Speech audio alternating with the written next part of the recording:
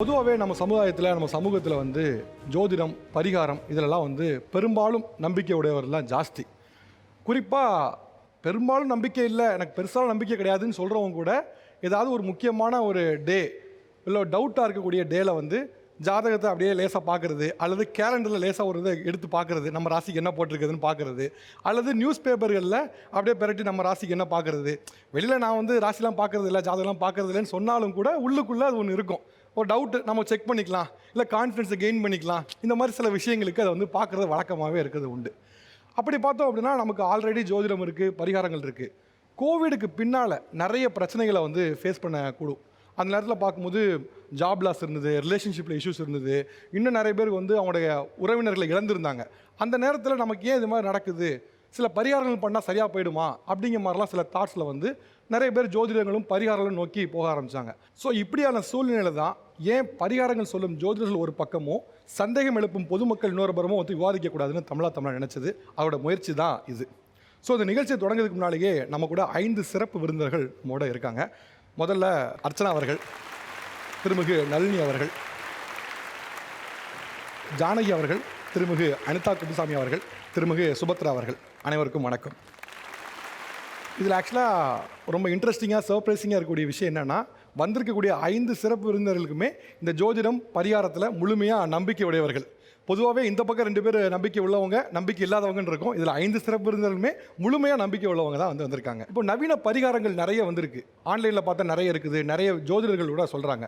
இப்படி உங்களுடைய ஸ்பெஷாலிட்டி, என்னுடைய ஸ்பெஷாலிட்டி இதுதான் அப்படின்னு நவீனமாக இருக்கக்கூடிய பரிகாரங்கள் நீங்கள் என்ன சொல்லுவீங்க? அப்பா அம்மா வந்து இப்போ என்னுடைய குழந்தைய வந்து சின்ன வயசுலேயே கல்யாணம் பண்ணுறதுக்கு லவ் பண்ணிக்கிட்டு இருக்கிறாங்க, அதை எப்படியாவது பிரித்து விடுங்கய்யா அப்படின்னு சொல்கிறாங்க. நான் எளிமையாக என்ன சொல்லுவேன்னா, ஒன்றும் வேண்டாம், புதனுக்கு ராகுக்கும் வேப்பனையில் அவங்கள பார்த்து விளக்கு போடுங்க அப்படின்னு சிம்பிளாக சொல்லுவேன். முதல் முறையாக பிரித்து விடுறதுக்கு ஒரு பரிகாரம் இருக்குதாப்பா? ஐயா, நான் அந்த பக்கம் உட்காந்துக்கிட்டுமா? நான் அவர் பிரிச்சு விடுறதே இருக்காரா, கொஞ்சம் லைட்டாக பயமா இருக்கு. ஓகே, அடுத்து நீங்கள் எதில் ஸ்பெஷலிஸ்ட்? என்னோட பரிகாரங்கள் என்ன அப்படின்னா எல்லாமே டோட்டலாக வித்தியாசமான ஒரு பரிகாரங்களை தான் நான் சொல்லுவேன். அவர்களோட ஜாதக கர்மா எப்படி இருக்குது, என்ன தசை நடக்குது, அதில் யாரோட அந்தரம் புத்தி நடக்குதுங்கிறத ஃபுல்லாக அனலைஸ் பண்ணிப்பேன் சார். அதை பண்ணிவிட்டு அவர்களோட ஜாதக அமைப்புப்படி அவங்களை எதில் சக்ஸஸ் பண்ண வைக்கலாம் அப்படிங்கிறத பார்த்து அதற்குண்டான வேர்களை எடுத்து பிரத்யேகமாக ரெடி பண்ணி சாம்பிராணியாக நான் கொடுக்கறது ரொம்ப ஸ்பெஷலாக கொடுப்பேன் சார்.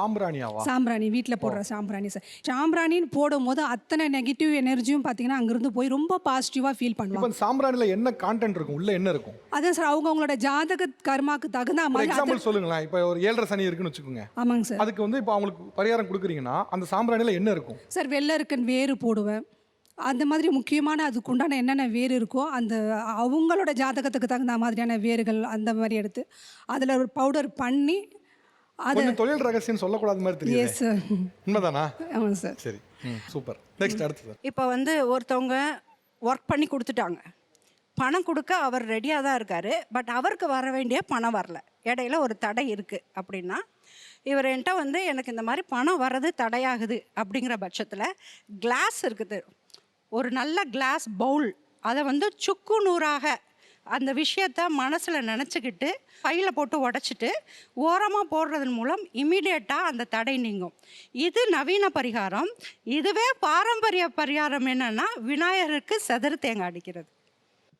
இது இன்னொன்று வந்து உங்களுக்கு ஒரு தாமதம், ஒரு சோம்பேறித்தனம், இதனால தான் ஒரு விஷயத்தை நோக்கி முன்னேற முடியல நீங்களே நினைக்கும் பட்சத்தில் உங்கள் மனைவியாருக்கு ஒரு செருப்போ இல்லை காலில் கொலுசோ இல்லை புது மெட்டியோ, பழசை நீக்கிட்டு புது மெட்டியோ வாங்கி தரும் பட்சத்தில் நீங்களே உத்வேகமாக அந்த தொழிலை நோக்கி ஓடக்கூடிய தன்மையில் கண்டிப்பாக இருப்பீங்க. பெண்களுக்கு எல்லாருக்கும் ரொம்ப பிடிச்ச பரிகாரம் நினைக்கிறதெல்லாம். அதாவது பார்த்தீங்கன்னா எண்ணியல், அதாவது உங்களுடைய டேட் ஆஃப் பர்த் மட்டும் வச்சுக்கிட்டு பேஸ் அதை மட்டும் வச்சுக்கிட்டு உங்களுடைய என்ன நோய்கள் இருக்கும், ஏன்னா அதுக்கான தீர்வுகள் எல்லாமே சொல்ல முடியும். பிறந்த தேதியை வச்சு என்னென்ன நோய், தேதி, மாதம், வருடம், இது போதுமானது, அடிப்படை. அதுக்கப்புறம் பெயர்கள், அதாவது எண்கள் சம்மந்தப்பட்ட எல்லாமே நம்ம கணக்கில் எடுத்துக்கிறோம். அடுத்துமா முதல்ல ஒருத்தர் வந்து பரிகாரம் கேட்குறாங்கன்னா நம்பிக்கை சார்ந்தது. அவங்களோட லக்னம், அவங்க என்ன லக்னம் ராசியில் பிறந்திருக்காங்க. ஃபஸ்ட்டு வந்து இப்போது சந்திரன்னா மனசு. அப்போ அந்த மனசுன்னு சொல்லக்கூடிய சந்திரன்கிற கிரகம் எங்கேயாவது பாவக்கோள்களோடு சேர்ந்துருக்கும் போது அவங்க கண்டிப்பாக தூக்கம் இல்லை. நிறைய பேர் கேட்குறது பணம் இருந்தால் கூட தூக்கம் இல்லைம்பாங்க. ஸோ அவங்களுக்கு நம்ம ஸ்பெசிஃபிக்காக சில பரிகாரங்கள் சொல்லுவோம். அதே மாதிரி பணம் இல்லைங்கிறவங்களுக்கு பணம் சேர்றதுக்கான சூட்சுமங்கள், சின்ன சின்ன விஷயங்களை வந்து நம்ம பரிகாரமாக கொடுப்போம். என்ன பரிகாரம் தான் இப்போ அந்த பணம் சேரணும் அப்படின்னு சொன்னீங்கன்னா ஒரு வெள்ளை துணி, ஒரு மஞ்சள் துணி எடுத்துக்கோங்க, இல்லை வெள்ளை துணி எடுத்துக்கிட்டு அதில் கொஞ்சம் பச்சை கற்பூரம், அப்புறம் கொஞ்சமாக சோம்பு, அதுக்கப்புறம் வந்து பார்த்தீங்கன்னா ஏலக்காய், ஒரு 3 ஏலக்காய், இந்த வந்து ஒரு முடிச்சா கட்டி ஒரு பாக்ஸில் நீங்கள் வைக்கலாம். அது வந்து உங்களுக்கு வசதி இருந்தால் நல்லா தேக்கு பெட்டி கூட வாங்கி வச்சுக்கலாம். வாங்கி அதுக்குள்ளே உள்ளே வச்சுட்டு பணத்தை வைக்கும்போது உங்களுக்கு சூட்சமமாக பணம் சேரும் அப்படிங்கிறது ஒரு சின்ன பரிகாரங்க. Okay, thank you. ஸ்பெசிஃபிக்காக இந்தந்த பரிகாரங்களை நான் ஸ்பெஷலிஸ்ட்டு. மனிதனுடைய வாழ்வியல் பரிகாரங்கள், சனப்பொழுதில் அவனுக்கு தீர்க்கக்கூடிய பிரச்சனைகளுக்கு தீர்வு என்ன?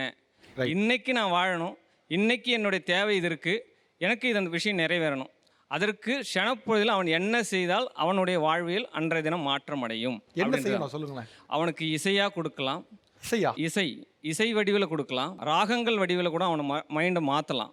ஒரு எக்ஸாம்பிள் சொல்லுங்களேன். இப்போ ஏதாவது பிரச்சனை இருக்குது, என்ன இசை கொடுப்பீங்க? இப்போ ஒரு உதாரணம்னா, ஒரு ஜாதகருக்கு குருதசை நடக்குது. அப்போ காலையில் அவருடைய ராகம், தோடி ராகம் ஒரு 1/2 அன் ஹவர் அவருடைய கேட்க சொன்னோம் அப்படின்னா அன்றைய தினம் எல்லாமே அவருக்கு மனமாற்றங்கள் ஏற்படும். பாட்டு கேட்கணுமா இல்லை பாடணுமா? பாட்டு கேட்கணும். பாட்டு கேட்டால் போதும், கேட்கணும். பாட வேண்டாம். இசை வடிவில் கேட்கணும். கொஞ்சம் ஈஸியாக தான் இருக்குது. இசை வடிவில் கேட்கணும். ப்ளஸ் அதுக்கப்புறம் பார்த்தீங்கன்னா செல்ஃபோன் நம்பர், ப்ளஸ் வந்து அவருடைய வாகன எண். ஒரு செல்ஃபோன் நம்பர் மட்டும் வச்சுட்டு அவருடைய என்ன நிகழ்வுகள் மட்டும் சொல்ல முடியும் நம்மளால். இல்லை, செல்ஃபோன் நம்பர் வச்சு என்ன பண்ணலாம்? அவருடைய நிகழ்வுகளை சொல்ல முடியும். அவருடைய நிகழ்வு, அவர் யார், அவருடைய மனைவி யார், அவருடைய தொழில் என்ன, அவருடைய குடும்பம் எப்படி இருக்கும், அவருடைய பிள்ளைகள் எப்படி இருக்குன்ற விஷயத்த ஒரு 10 இலக்க எண்களில் சொல்ல முடியும். 4 டிஜிட்டல் வாகன எண்களில் அவருடைய விஷயத்த சொல்ல முடியும். இந்த பக்கத்தில் இருக்கவங்க வந்து நிறைய பரிகாரங்கள் சொன்னாங்க. அதில் நிறைய விஷயங்கள் ரொம்ப புதுமையான பரிகாரங்களாகவும் இருந்தது. இப்போ இவங்க சொன்ன பரிகாரங்களே ஓகே, இது எனக்கு நம்புற மாதிரி இருக்குது, இல்லை எனக்கு வந்து நம்புற மாதிரி இல்லை, அபத்தமாக இருக்குது அப்படின்னு நினச்சாலும் சொல்லலாம். பரிகாரம்ன்றது பிரச்சனையை தீர்க்கிறதுக்காக இருக்கணும். இவங்க சொல்கிற பரிகாரமே ஏதோ பிரச்சனை மாதிரி இருக்குது. அதை கேட்குறதுக்கே வந்து ஒரு மாதிரி பயமாக இருக்குது. என்ன பயமாக இருக்குது? ரொம்ப சிம்பிளாக சொல்லுங்கள். இப்போது அந்த ஃபஸ்ட்டு உட்காந்துருக்கிறாருல, அவரெல்லாம் வந்துட்டு சொன்னார் 2 பேரை பிரித்து வைக்கிறதுக்காக வந்துட்டு பரிகாரம் சொல்கிறேன் அப்படின்னாரு. பர்சனலாக அந்த மாதிரி ஒன்று அனுபவிச்சிருக்கேன் காலேஜ் டைமில். ஒரு ஃபஸ்ட்டில் ஒன்று பண்ணேன். அந்த பொண்ணு கொஞ்சம் நிறையா பிரச்சனையாச்சு, மிஸ் அண்டர்ஸ்டாண்டிங் நிறையா இருந்துச்சு. அப்போ வந்து ஃப்ரெண்டு மூலமாக ஒரு ஜோசியர் ஒருத்தட்ட போகிறேன். கிட்டத்தட்ட உருவம் மட்டும்தான் வேறு, இவரை மாதிரியே தான் அவரும் பேசுவார். அவர் என்ன சொன்னார்னா, ஒரு விபூதி பொட்டலம் ஒன்று கொடுத்துட்டு, இந்த விபூதி வந்து அந்த பொண்ணு நெத்திலையோ இல்லை கையிலையோ எங்கேயோ நீ வந்து வச்சிரு, அந்த பொண்ணு உன்னை விட்டு போகாது, உனக்கு வசியம் பண்ண மாதிரி. எனக்கு இது கேட்குறப்போ எனக்கு வந்து பயமாக இருந்துச்சு. ஆனால் எனக்கு அந்த பொண்ணை ரொம்ப பிடிச்சிருந்துச்சு. ஆனால் அந்த பொண்ணு இப்போது இல்லை, அதெல்லாம் போயிடுச்சுன்னு வச்சுக்கோங்களேன். இப்போ இந்த மாதிரி பரிகாரம் சொல்கிறப்போ பயமாக இருக்குது. Super. Next number, phone number வச்சு எல்லாத்தையும் சொல்லிவிடுன்ட்டு. ஸோ அது என்னால் நம்ப முடியல. சரி, செக் பண்ணிடலாமா? செக் பண்ணிடலாம். சரி சார், அவர் நம்பர் சொல்லுவார், நீங்கள் செக் பண்ண முடியுமா? 99 624 36. அதாவது இவருடைய செல்ஃபோன் நம்பர் பார்த்தீங்க அப்படின்னா 99 ஸ்டார்டிங். ஜாதகர் ரொம்ப ரவுண்ட்ஸ் பண்ணுறார், ரொம்ப சுற்றிகிட்டே இருக்கார். நிறைய அவருடைய விஷயம் எல்லாமே நல்லதாக தான் இருக்குது. அவருக்கு அது நல்லது தான்.